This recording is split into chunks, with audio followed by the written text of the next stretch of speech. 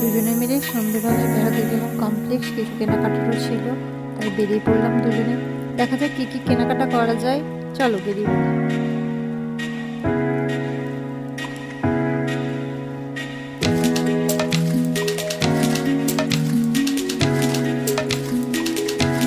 ও গাড়িতে উঠে পড়েছে, এবার আমি গাড়িতে উঠবো। আমিও গাড়িতে উঠে পড়লাম। এবার আমরা বেরিয়ে পড়েছি বাড়ি থেকে।